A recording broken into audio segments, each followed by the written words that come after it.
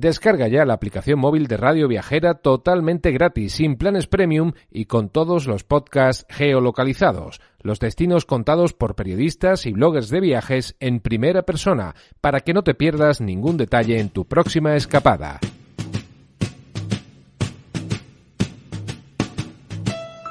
Fly me to the moon, let me play among... Estás escuchando El Viajero Accidental con Luz Picos y José Luis Conde del viajeroaccidental.com en radioviajera.com.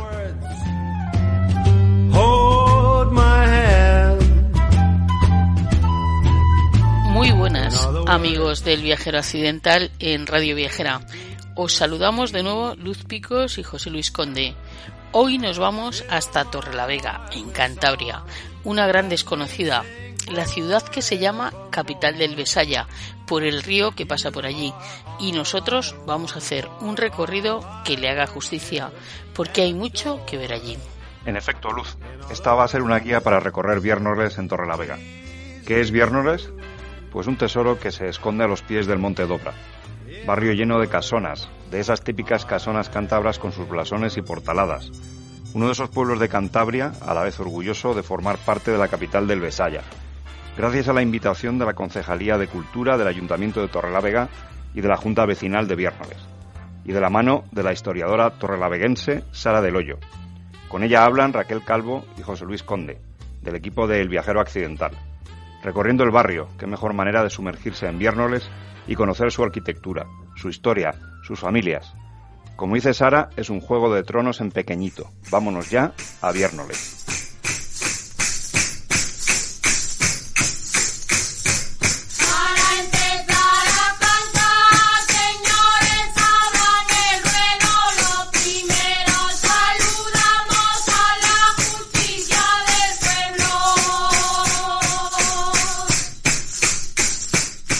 Hola Sara, buenos días. Aquí estamos paseando por Viernores en Torrelavega. Lo primero, ¿cómo estás? Pues muy bien, encantada aquí de estar con vosotros en este marco, con el día que nos hace además, estupendo. Estupendo, maravilloso, no parece que estemos en Cantabria con la fama de lluvia. Es verdad, es verdad, ha estado haciendo mucho frío, también te digo, hoy a gusto. Pues sí, Sara, estamos muy contentos de hablar de Viernores en Torrelavega, en El Viajero Accidental en Radio Viajera. Pero lo primero siempre pues hay que presentarse, ¿no? Entonces, bueno, cuéntanos un poco sobre ti, sobre Sara del Hoyo. Pues nada, muy brevemente, pues eso. Yo estudié Historia del Arte en Oviedo, yo soy de Torrelavega y después cursé un máster de Patrimonio Histórico y Territorial y casi es como lo que a mí me sirvió para abrir los ojos y mirar en mi alrededor, ¿no? Lo que yo tenía. De ahí también que descubriera un poco Viernores. Y a partir de ahí realicé mi tesis doctoral, ya me doctoré hace 2 años, pero vamos, el tema no tiene nada que ver con Viernores, es sobre patrimonio industrial, que es en lo que yo estoy especializada, en la etnografía industrial, el mundo del trabajo y todo esto, que Cantabria también tiene muchos ejemplos importantes. Sí. Y nada más, yo ahora mismo estoy trabajando haciendo una asistencia técnica en el Museo Etnográfico de Cantabria, precisamente con archivos fotográficos, y esa es un poco mi biografía. Sí.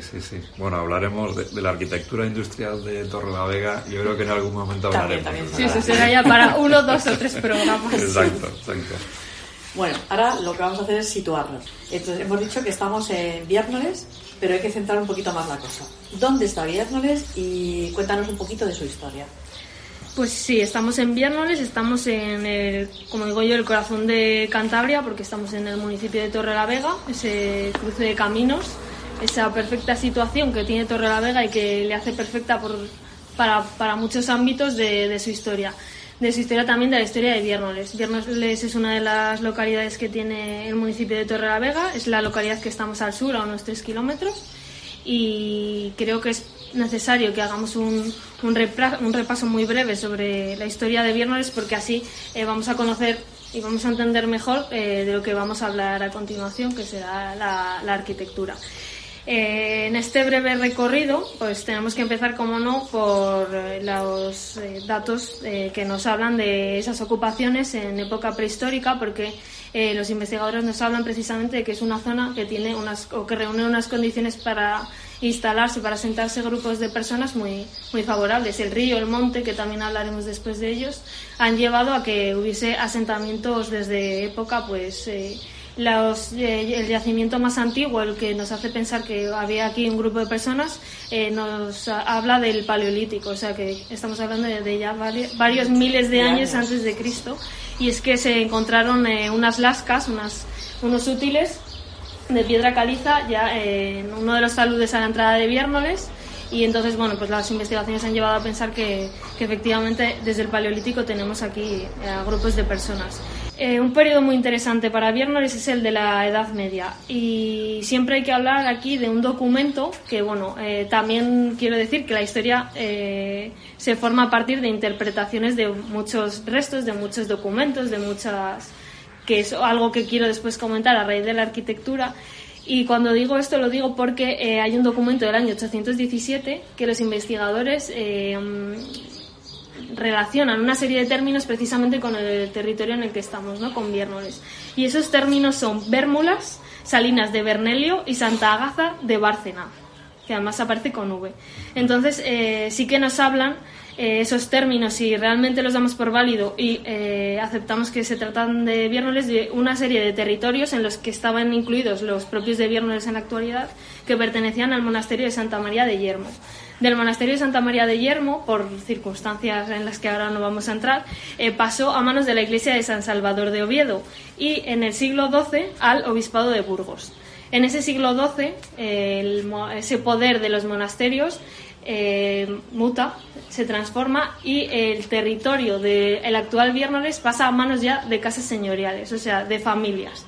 Y ya hablamos del siglo XIII. En el siglo XIII, Viérnoles y una serie de territorios que la circundan pertenece a la familia Ceballos, y en el siglo XIV estos territorios pasan a manos de la famosa Casa de la Vega, que seguro que os suena. Sí, sí, la Casa de la Vega es muy famosa por todo el norte de Asturias y Cantabria. Tiene sus manos siempre en muchos puntos y aparece siempre la Casa de la Vega. Sí. Es cierto. Y bueno, pues la Casa de la Vega, su control efectivo en el territorio de Viérnoles no lo realizó, es decir, ellos tenían sus propiedades 3 kilómetros, la famosa Torre de la Vega, que estaba donde está actualmente la Plaza Baldomero Iglesias, la Plaza Roja.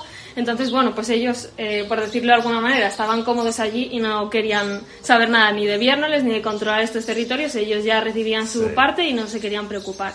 Y esta cuestión que no les llevaba a estar o a tener una presencia física en ese territorio de su propiedad, pues llevó a que muchas otras familias, viendo una especie de vacío de poder, decidieran instalarse aquí porque las condiciones eran muy, muy apropiadas. O sea, había agua y había montes. Y ahora veremos por qué agua y montes. Entonces, como os digo, llegan otras familias, otros linajes. Los famosos Velarde, de los que hablaremos ahora. Muy famosos. Sí. Exactamente. Sí. La Edad Moderna, para Viérnoles se inaugura precisamente cuando la Casa de la Vega ya decide desprenderse de sus propiedades en Viérnoles y lo vende a un vecino de, no sé si era, creo recordar, de Guadalajara. O sea, estas cosas que tiene la historia. Y eso sucede a principios del siglo XVI. Entonces, ese es el momento en el que se considera que para Viérnoles se inaugura la Edad Moderna. En la Edad Moderna es muy importante hablar de la ferrería de la Rucha y de los Velarde. De esa ferrería de la Rucha, que yo siempre insisto en que necesita de una investigación a fondo, porque nos quedan cosas, sabemos que nos quedan restos arqueológicos y sobre todo nos quedan restos documentales. Entonces, bueno, el Archivo Municipal de Torrelavega tiene un fondo, no es muy grande, pero sí que es importante, el Fondo del General Ceballos, que retiene una serie de documentos, custodia una serie de documentos que habla precisamente de la ferrería de la Rucha. La ferrería de la Rucha se documenta hacia 1452, que está ya en activo, pero hay quien lo data a finales del siglo XIV, o sea, en los 1300 y algo ya, pero no podemos establecer una fecha concreta porque ya os digo que es una investigación que Viérnoles se debe, Torrelavega se debe y en algún momento espero que alguien lo haga, ¿verdad? Sí, yo siempre lo dejo así, siempre que vengo yo hablo. Sí, lo seguro. Dejas caer, a por ver si acaso alguien... Bueno, habrá que seguir insistiendo a ver si eso... Se da por aludido, ¿no? Que hay que investigar. La Rucha, como os digo, es muy importante. Nace o surge gracias a la familia Velarde, esa familia Velarde que es la primera que se asienta aquí. Los Velarde, que sabréis pues que es una de las familias que tienen más personajes casi famosos en Cantabria, vamos, con diferencia. Pues tenemos los Velarde, porque hay muchas sagas, ¿no? O muchas ramas que salen del mismo árbol, los de Moriedas, los de Cartes, los de Santillana. Bueno, la Ferrería de la Rucha, a mí siempre me gusta hablar de ella por dos cuestiones importantes. Y es que pone a Viernolles en el mapa, por decirlo de alguna manera. Y es que a la ferrería llegaba el mineral de hierro desde Somorrostro, o sea, entraba por la ría de San Martín, de la Arena, Requejada, descargaban y llegaba aquí. Pero no solo hacía ese viaje. Y es que desde Viernolles se conectaba con Nava del Rey y ahí se recogía trigo y se recogía vino, el famoso vino blanco, el vino de rueda. Entonces es una conexión que Viernolles está en el punto medio y consigue conectar territorios que parece que para ahora nosotros no están tan lejos, pero claro, tenemos que pensar que en el siglo XV aquello no era cuestión de un día. No era lo habitual que estuvieran conectados. Efectivamente. Viajes muy largos, desde Y eso luego. sucedía gracias a una instalación preindustrial que había en Viernolles. O sea, es importante que lo tengamos en cuenta. Y además también por otra cuestión, y es que la Ferrería de la Rucha llegó a trabajar mano de obra especializada. Familias enteras de personas que venían de Guipúzcoa, de Navarra. Entonces, bueno, esa huella también ha quedado un poco reflejada en muchos aspectos, pero por ejemplo los apellidos de las personas que todavía, de muchos vecinos que viven aquí en Viernolles. Para el resto de la población, pues nada, o casi nada. Los trabajos de agricultura, de ganadería, había también una serie de molinos, o sea, lo que era habitual en una sociedad de esa época, de los siglos de la Edad Moderna. O sea, nada extraordinario, salvo porque, que ya era muy extraordinario de por sí, la Ferrería de la Rucha. En la Edad Contemporánea, ya llegamos al final de este recorrido. A ese inicio, a finales del siglo XVIII, pues surgen una serie de actividades o no surgen una serie de actividades que ya nos dan las pistas para lo que va a ser el futuro de Viernolles. En primer lugar, se construye la carretera que conecta con Reynosa al otro lado del río, entonces ya es una señal de que algo aquí no va a ir bien. Se suceden una serie de riadas, como le llamaban entonces las llenas, y se destruyen una serie de puentes que tardan años y décadas en volverse a reconstruir, porque claro, bueno, había problemas a todos los niveles. Hoy en día tenemos problemas, pues también tenemos que pensar que a finales del 18 había una serie de problemas. Después también ocurre que, es igual una historia que os suena, la fábrica de hilado del Duque del Infantado se instala en Torrelavega a finales del siglo XVIII. Pero Viernolles, cuando tiene noticia de que se va a instalar esa gran fábrica en Torrelavega, ofrece sus terrenos. Pero ¿qué pasa? Que el Duque del Infantado dice pues que no le gustan y que prefiere ponerlos donde poner esa fábrica donde estuvo, que es en la zona de la lechera. O sea, la actual lechera estaría encima de esa fábrica, una parte. Entonces, vamos conectando muchos puntos con esas noticias y ya a mediados del siglo XIX, el cierre definitivo de la Ferrería de la Rucha, ya Viernolles entra en una especie de sueño. Yo siempre digo que se desacelera la economía, como que va ya... Se relaja todo. Totalmente, para mal. Y llega así un poco pues hasta la actualidad, porque en el siglo XX Viernolles queda pues como un lugar de habitación para todos esos obreros que necesitaban alojamiento más barato y que absorbían las potentes fábricas que tenían en Torrelavega. Sí. Entonces, y reúne eso, para mí es un lugar que recoge muy a las claras, así como Corrales, que yo ya lo he investigado más. Esa figura del obrero mixto del que siempre hablamos, pues es que trabajaba en su fábrica, pero aquí luego venía y tenía su huerta y sus vacas, porque también, bueno, pues es una zona que de ganadería, ya en el siglo XIX también, pues se extienden los prados, ya cambia un poco el sistema ganadero y el tema de la explotación lechera, también aquí había muchas cabras, o sea, quiero decir que son aspectos que conectan con muchos otros lugares de Cantabria, pero que con sus peculiaridades, pues Viernolles quedó un poco y hasta ahora. Muy bien, pues nos ha encantado esta visión histórica de Viernolles. Así la situamos no solamente en el mapa, sino que la situamos en la historia, de dónde viene, qué fue, porque hablabas tú de la Rucha, que tiene mucha relevancia. A nosotros también nos parece que tiene mucha relevancia la Rucha. Vamos ahora a la arquitectura, que de eso sabes algo. Y vamos allá con la arquitectura cántabra en Viernolles, con las casonas, ¿no? Porque de eso hay mucho. No solamente casonas, pero hay bastantes y muy relevantes y en buenas condiciones y que merece mucho la pena visitarlas. Así que cuéntanos sobre eso, sobre la arquitectura aquí en Viérnoles.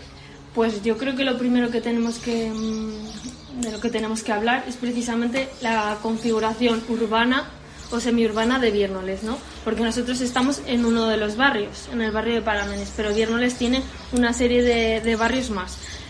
Oz, Herrera, Radillo, Rodanil y Río Arriba. O Río Arriba, depende, hay documentos que hablan que se refieren a él con diferentes términos. Esto nos lleva a pensar que es también un ejemplo único dentro del municipio porque es una aldea polinuclear, es decir, que tiene una serie de núcleos con cierta autonomía, podemos decir. Viérnoles, además, tenemos que pensar que está enmarcada por dos accidentes naturales, el río Besaya y el Monte d'Obra, pero a su vez también por dos accidentes antrópicos, que son la línea del ferrocarril y la autovía que va a la meseta. Entonces son circunstancias que tenemos que pensar, que pasan por aquí y nos ayudan a configurar o a entender cómo es ese espacio. Entonces, bueno, siempre pensando en Viérnoles, que con esa ocupación un tanto dispersa, porque podemos pensar en un pueblo, pero es que yo siempre lo digo, es que Viérnoles es muy grande, porque te pones a recorrerlo y ir a un barrio, ir a otro, te lleva un rato. Es un pueblo cántabro. Sí, es un barrio extenso, o sea, es un pueblo extenso. Es un pueblo extenso, no es el típico pueblo de la meseta. Pequeñito, concentrado. Más concentrado. No, es el pueblo de cántabro, sí. que es más extenso. Sí, a partir de esa carretera general, pues se ramifican una serie de pequeños caminos y que se estructuran pues pueblos pueblos, barrios, quiero decir, con su autonomía, con su independencia, pero siempre conectados entre ellos. Hay mucha tierra, como digo yo, mucho prado, que es lo que nos gusta a los de Cantabria, ver mucho verde. Exactamente. No solo los de Cantabria, ¿eh? Y como digo yo, para eso tiene que llover y hacer como hace hoy. Exactamente. El hecho de que hayamos elegido Paramenes es porque nos permite hablar precisamente de un poco de esa historia. Entonces, estamos en Paramenes y es muy fácil identificar aquí, es el barrio, bueno, no el más elevado, pero uno de los más elevados dentro de Viérnoles, y nos permite identificar esos focos de poder, esas estructuras de poder que se dan siempre en todos los pueblos. Aquí de manera además clarísima, y en este barrio sobre todo. Por un lado tenemos la autoridad eclesiástica y por otro lado la autoridad civil, la civil en dos esferas, ¿no? Entonces, primero, yo no quiero aburrir tampoco con datos, pero sí que me gustaría que nos quedásemos con algunas pequeñas pinceladas de los edificios que ahora nos rodean. Por ejemplo, de la iglesia, esa autoridad eclesiástica, ¿no?, que siempre tiene tanta presencia en los pueblos y que no podía ser de otra manera también aquí en Viérnoles. La iglesia parroquial de San Román fue construida a mediados del siglo XVI, una obra de la que solo se conserva la cabecera porque a lo largo de los siglos ha tenido una serie de reformas y de transformaciones. Como dato peculiar es que en 1702 cayó un rayo precisamente a la cabecera y afectó al retablo mayor y a una serie de zonas de la iglesia, lo que hizo que a lo largo de los siglos, especialmente en ese siglo XVIII, pero también en el XIX, incluso en el XX, pues se ha recibido una serie de actuaciones que siempre se dilataban en el tiempo, porque eso es la intervención de varias manos, pues de reunir capitales, pues no es tan sencillo. Dato peculiar y que además nos lleva a hablar de otro tema que es muy interesante y especialmente para el caso de Viérnoles, y es que ese reloj que está en la torre, se fue colocado en el año 1778 gracias al dinero que un paisano, Juan Antonio Ruiz de Alvarado, envió desde Veracruz, lo cual nos lleva a hablar de ese fenómeno indiano que para otros lugares de otras localidades de Cantabria son tan... Por todas partes. Todas, pero es que en Viérnoles también tenemos dinero indiano, entonces aunque sea en pequeña medida, pero lo tenemos que explicar.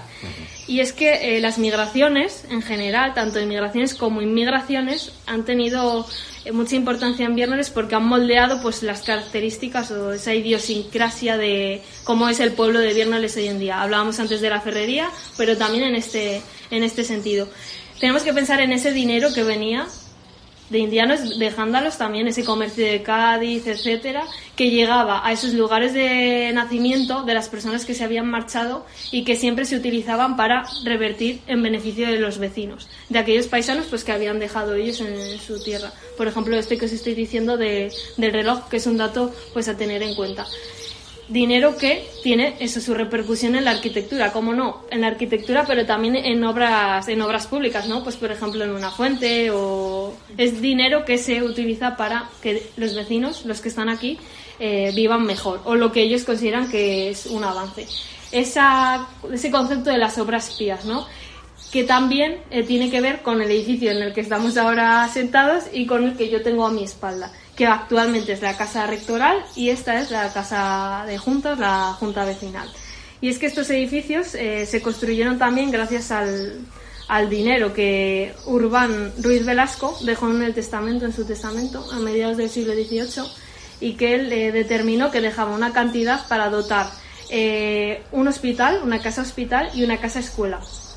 Entonces, los documentos, pues esa manda testamentaria que siempre es tan parca igual en detalles, que nos lleva muchas veces a interpretar si realmente estamos viendo ahora ese edificio tal y como él lo ideó, pues nos lleva a pensar que en esta zona, si no es exactamente en estos edificios que vivimos, sí que hubo una casa hospital y una casa escuela. Ajá. Una casa hospital que tenía que reunir pues todas las condiciones de salubridad, de higiene, pues que ya se escuchaban a finales del siglo XVIII. Uh-huh. De la casa rectoral, no, de la junta vecinal, perdón, hay una inscripción en el dintel de la puerta, que no sé si habréis visto antes, que pone 1826, entonces nos lleva a pensar que en esa época es cuando se reconstruyó, o al menos recibió una obra importante para utilizarla como casa consistorial. Vale, y ahí se reconstruyó el hospital, o sea, se reconstruyó el hospital y la casa de Pías, eso que es realmente luego... Eso es. Entonces, también con ese dinero que un paisano, una persona que ha nacido aquí en Viernes, dice: yo voy a dejar en mi testamento esta parte para dotar a mi pueblo de esto. Y lo voy a hacer aquí, en el barrio de Paramenes, no se nos olvide, al lado de la iglesia. Porque también aquí hablábamos de ese poder religioso, esa autoridad religiosa a partir de la iglesia, y esa autoridad civil con los poderes públicos aquí cerca. Ajá. Pero la autoridad civil también se manifiesta, o también es importante, porque los vecinos que viven aquí no son todos iguales. Entonces, unos tienen más dinero que otros. Entonces, ese dinero, ¿cómo muestro yo a mis vecinos que yo tengo mucho dinero? Pues nada, haciéndome una casa justo al lado de la iglesia y justo al lado de la casa de juntas. Y más grande que la de los demás. Que lo del vecino. Entonces yo veo a ver cómo se lo hace mi paisano, y entonces yo voy y me por eso podemos ver las casonas que hay alrededor aquí de la iglesia, ¿no? Eso es. Entonces nosotros ahora nos podemos detener concretamente en dos, que son como las más paradigmáticas y para mí me parece que las más sobresalientes. Por un lado está la casa de García Velarde y Ceballos, que data precisamente de sobre principio del siglo XVIII, 1720-1740, y que era propiedad de Pedro García Velarde y de Mariana Sánchez de Bustamante. Mariana, que era hermana de la persona, del hombre, de ese varón que construyó la siguiente casa a la que nos vamos a referir, que es la famosa Casa de los Leones. Ese Sánchez de Bustamante ya nos da ahí una huella, un dato. Como digo, propiedad de Pedro García Velarde, que era teniente de corregidor. O sea, allá es nada. O sea, él tenía dinero, tenía un poder, y su autoridad también tenía que estar, que ser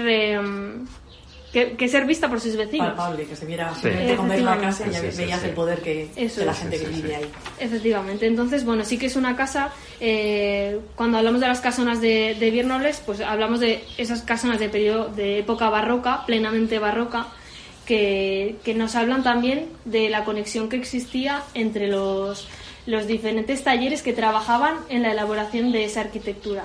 O sea, hablamos de canteros, hablamos de carpinteros, que sobre todo a nivel de cantería, que es un tema que está muy, muy estudiado, que trabajaban, que eran familias de canteros que se trasladaban por diferentes puntos, no solo dentro de la región, sino que en otras provincias, y eso hace que cuando nosotros vemos una casona haya detalles que nos permitan identificar a ese linaje, a esa familia de canteros, e incluso conectar diferentes edificios de zonas totalmente alejadas en las que trabajarán esas mismas manos. Entonces siempre hablamos de personas, o sea, de trabajadores de una mano de obra muy especializada, la de la cantería. Además, en Viernes había cerca unas canteras importantes, y es más, en el vecino Valle de Buelna la fama de los canteros era conocida por todos los lugares, o sea que eran personas muy especializadas y que sabían cómo trabajaban. Como estábamos hablando de esta casa de García Velarde y Ceballos, pues tiene un carácter más horizontal, lo cual nos lleva a pensar en esos inicios del siglo XVIII, porque es cierto que estilísticamente van evolucionando, hay detalles, pues las arcadas, los medios puntos, el lugar en el que se localizan las ventanas, los recercos de los vanos, todas esas cuestiones nos hablan un poco de la evolución que la propia arquitectura tiene a lo largo del tiempo. Y esta casa es uno de los primeros ejemplos precisamente ya extraordinarios, porque en detalles es muy rica, pero sí que es un tanto más tosca que otros ejemplos que tiene Viernores. Ese carácter más horizontal, pues que es muy evidente en el soportal de 4 arcos de medio punto que tiene, después si queréis nos acercamos y lo podemos ver, pero es siempre que pensemos en esa arcada y esa solana, sobre todo, que es tan paradigmática y tan característica de las casonas montañesas, esa solana siempre orientada al mediodía, que tiene que entrar esa luz. Lo que nos está revelando es que tenemos que mostrar nuestra opulencia. O sea, yo quiero decir que tengo y que estoy, y que estoy aquí. Eso es. Además, eso también en un escudo de piedra. O sea, no podemos olvidar. Hombre, los escudos son que fundamentales para el poderío que tiene. Eso es. O sea, nos habla de la conexión y de la importancia del concepto de la familia, porque mi escudo habla de mí, pero habla de mi familia también, y que estamos aquí ahora y estaremos en el tiempo si eso se consigue conservar. Y de conservación nos vamos precisamente a la otra casa, la famosa Casa de los Leones, la casa de los Sánchez de Bustamante, pero que es más conocida por todo el mundo por Casa de los Leones, precisamente por ese enorme escudo. Sí. Con esos 2 leones rampantes que parece que nos dan miedo, que van a salir. Es un escudo espectacular. Es un despliegue de todo, de todos los recursos. Aquí estamos nosotros. Sí, o sea, y hemos venido para quedarnos. Exactamente. Porque los Velarde tienen su zona de actuación, los Sánchez de Bustamante tienen su zona de actuación. O sea, Viernores no es por simplificarlo, pero es casi como un Juego de Tronos, porque son distintas familias que tienen que vivir, o sea, que viven aquí y que quieren controlar los recursos, el agua, la madera del monte, etcétera, y que tienen sus dineros con sus aportaciones venidas de Allende los Mares o de Cádiz, de Madrid, de ese negocio de la seda, y que utilizan en decidir, es por lo que estamos hablando ahora, que estamos aquí y queremos estar. De la Casa de los Leones, pues podríamos decir muchas cosas, ¿no? Que es uno de los ejemplos más monumentales de las casonas que se encuentran en Viernores, porque Viernores es un libro en piedra, nunca mejor dicho. O sea, nos permite conocer el vocabulario arquitectónico, la evolución de la arquitectura residencial a lo largo de siglos. O sea, hablamos casi eso, pues desde el siglo XV hasta la actualidad, porque en Viernores lógicamente se ha seguido construyendo. Tenemos que visitarlo por muchos motivos. Entonces, en la Casa de los Sánchez de Bustamante es precisamente uno de esos mejores ejemplos y que es de visita obligada para todos aquellos que vienen a Viernores. Su estilo es ya barroco, más clasicista, o sea, se nota que ya hay una evolución de la casa anterior a la de ahora. Estamos hablando que la Casa de los Leones se construye hacia 1740-1750, o sea, con 2 décadas casi de diferencia, pero el tiempo suficiente como para que evolucione la propia arquitectura. Importante, en que conecta con esto que estamos hablando, es que quien decide construir esta casa se llama Francisco Antonio Sánchez de Bustamante, que era precisamente el mayorazgo de la casa. Pero es importante tener en cuenta con quién estaba casado Francisco. Y es que Francisco estaba casado con Catalina Ruiz Velarde. O sea, la conexión con Velarde, la familia Velarde que tenía en propiedad y explotaba esa famosa ferrería de la Rucha. Una de las ferrerías, por no decir la más importante durante 4 siglos, probablemente dentro de Cantabria. O sea, no estamos hablando de una ferrería menor. De hecho, quien aporta la fortuna para poder construir la casa y otras propiedades que tiene la familia es Catalina Ruiz Velarde. Su hermano es precisamente la persona de la que hemos estado hablando para el tema de la casa rectoral, esa casa hospital y esa casa escuela. O sea, es la misma persona. Urbán, que habíamos hablado de antes, Urbán Ruiz Velarde. Y es que este Urbán Ruiz Velarde tenía a su cargo la provisión general de víveres y los arrendamientos de tabaco del Principado de Cataluña. y también de las rentas reales y de millones de Granada. O sea, quiero decir que era en la época un auténtico puestazo, hablando claro, y entonces él se permitió reunir una fortuna importante que a través de su hermana y a través de su propio testamento tiene su reflejo en la actualidad en Viernoles. Falleció precisamente en Granada en 1730, pero eso bueno no desajustó esos planes que había de repatriar el capital y de invertirlo aquí. Hay que pensar precisamente esa cuestión, que las familias, lo habitual, las familias pudientes, pues había personas con cargos militares, con cargos civiles importantes, con cargos eclesiásticos, o sea, eran familias de numerosos, o sea, con una serie de personas que, pues uno estaba relacionado con la iglesia, otro estaba relacionado con la autoridad civil, si no eran corregidores eran ayudantes de quiero decir que se movían en unas esferas de poder pues totalmente diferentes a las que podía tener aquí un labrador, un vecino normal, que también es una cosa que sucede en Viernoles y no así en otros puntos de la localidad, del municipio, perdón, y es que emigró mucha gente pobre, por decirlo de alguna manera. Eso está investigado por un profesor de la Universidad de Cantabria, Miguel Ángel Sánchez, que estudia precisamente esos movimientos demográficos. Hubo mucha emigración que ayudó en cierta medida también a configurar la población como era. Pues había muchas casas dirigidas por mujeres, o sea que es una cosa a tener en cuenta. Las familias eran mucho más reducidas que en otros puntos del municipio, precisamente por eso, porque los varones muy jóvenes emigraban para poder pues casi no ese sueño que siempre se tiene cuando nos vamos a otro lugar, y esto sucedía éxito y volver eso es, no siempre sucedía, porque muchas veces pues tenías que pedir ese dinero para poder hacer el viaje, y claro, tu familia, si no tenía recursos, pues casi era pues contraproducente, porque no podían salir. Así que entre unos y otros lo que se hace es configurar una plaza, la plaza que vemos hoy en día, ¿no? Con esas casonas, esa casa hospital, esa casa escuela, la iglesia, y también otros elementos importantes que hay que tener en cuenta a la hora de ver una casona. Y es que las casonas son el elemento central de un conjunto más grande, de una corralada que siempre está cercada y que tiene una serie de elementos auxiliares o secundarios, pues por ejemplo socarriñas para meter aperos de labranza o una serie de cuestiones.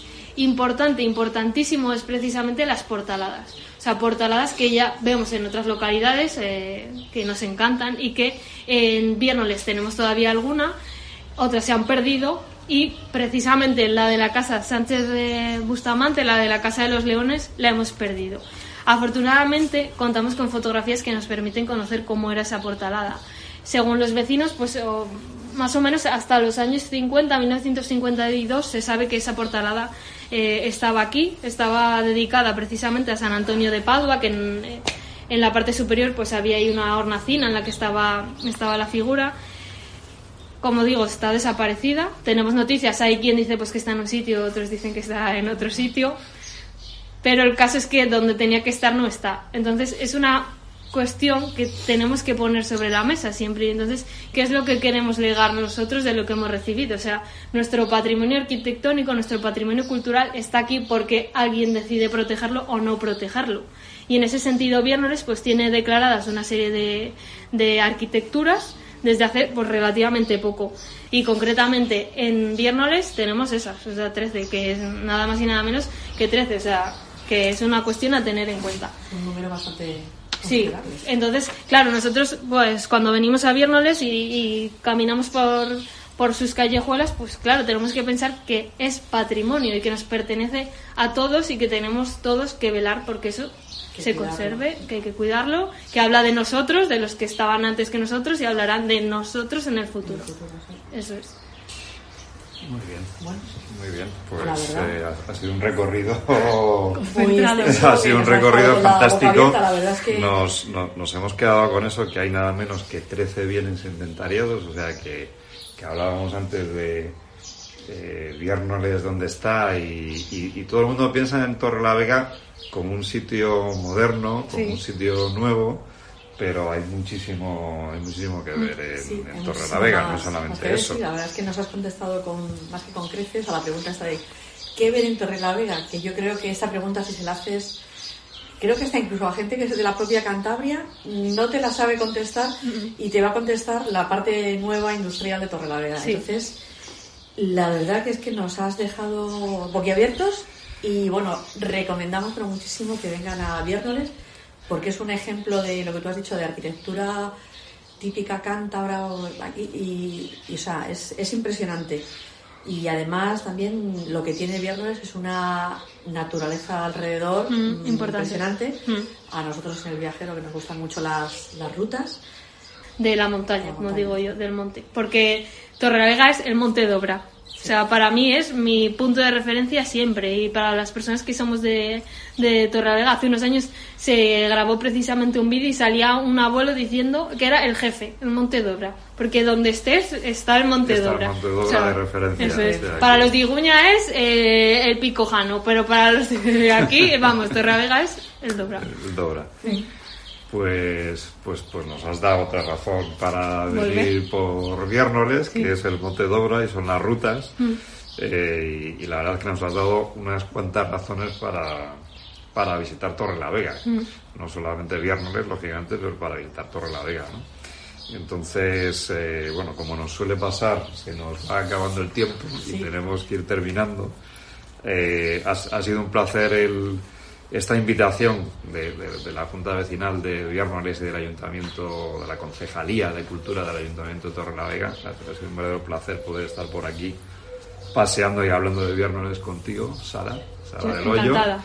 Y tú encantada además, porque se nota que te gusta hablar de ello. Exactamente. De su tierra. Y nada, nos ha encantado, o sea que desgraciadamente nos tenemos que despedir. Volveréis, seguro. Eso es, volverá. El Viajero Accidental y Radio Viajera volverán y nada, estamos absolutamente encantados de haber estado contigo, sí, Sara. Ha sido todo un placer. Gracias. Muchas gracias.